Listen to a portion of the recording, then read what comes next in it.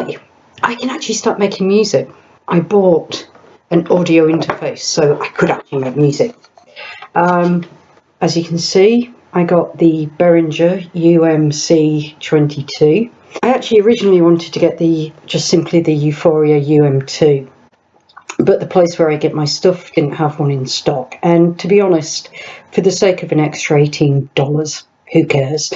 This has got all the same features, same number of inputs, etc, etc, etc, and really the only difference with it is that it's a metal casing and the knobs are at the front rather than at the top.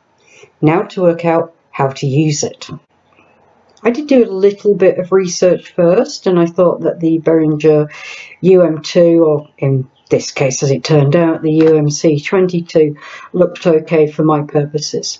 There's no point in spending $400 on something that maybe I'm not going to use very often, or find it so difficult to use that I just don't use it either.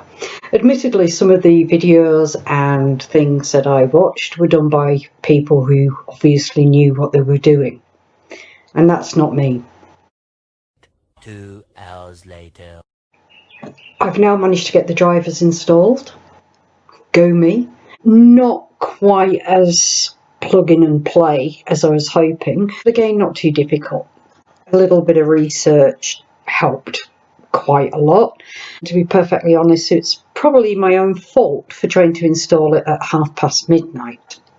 I've also downloaded some freebie VST plugins, just why not, to check out really. Hopefully I'll be able to produce some kind of evil sound from them.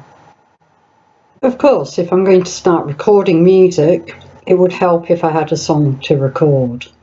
This video is retrospective.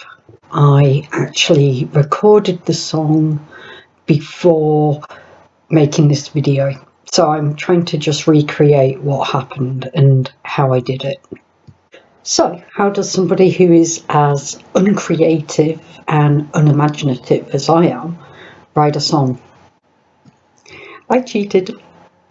I was on Ultimate Guitar one night trying to play along with songs in the hope of getting better. I looked up a song by a group I like, which featured one of my all-time favourite guitar players. And I came across the song and I looked at the chords and I thought, well, I could maybe play that. So I did. It sounded absolutely nothing like the song in question. It sounded a bit of a dirge. And I thought, oh, I could use that. So I did.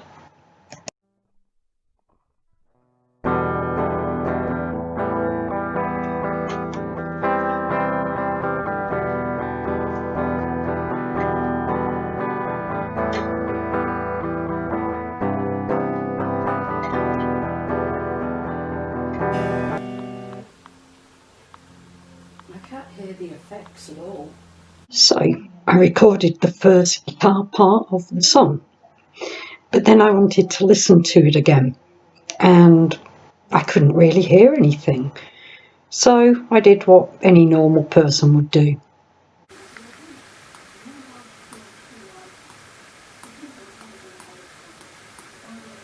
Whether I turned something off, whether I turned something on. The next time when I then tried to listen to what I'd recorded on playback, I got maybe a result you'd kind of expect, but I certainly didn't.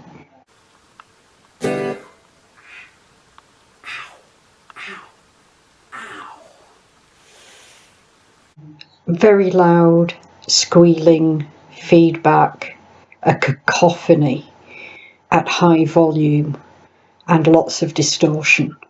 I don't think my ears have been that seriously assaulted since Metallica at Bradford St George's Hall in 1988.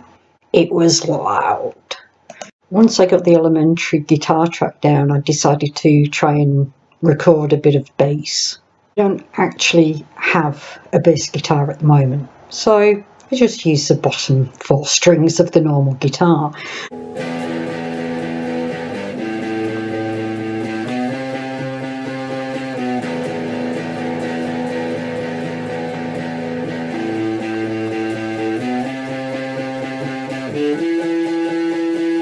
I then decided the track needed even more guitar on it, and in this case, power chords.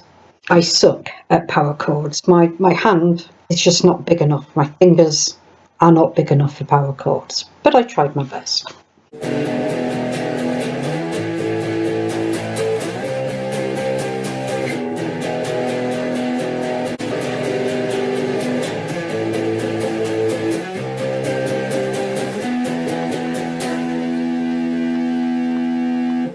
I recorded these 3 tracks without then bothering to actually listen to them to see what they sounded like together. Nevertheless, I still decided that what this particular track was lacking was tremolo picking. If you think my power chords are bad, you haven't yet heard my tremolo picking.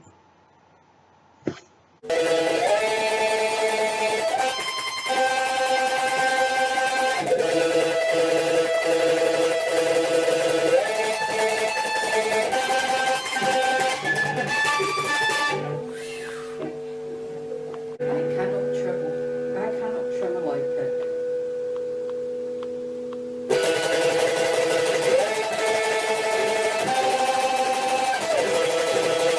Once I'd recorded the tremolo picking, I decided that was enough.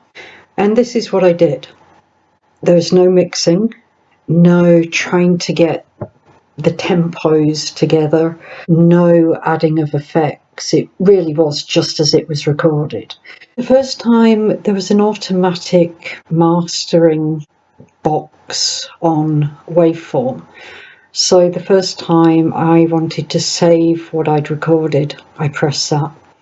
It kind of muted the sound, whether it added any kind of compression or equalizer, balancer or something, I really don't know. I also saved it without any kind of automatic filtering, just literally as it was. And that one came out a lot more raw.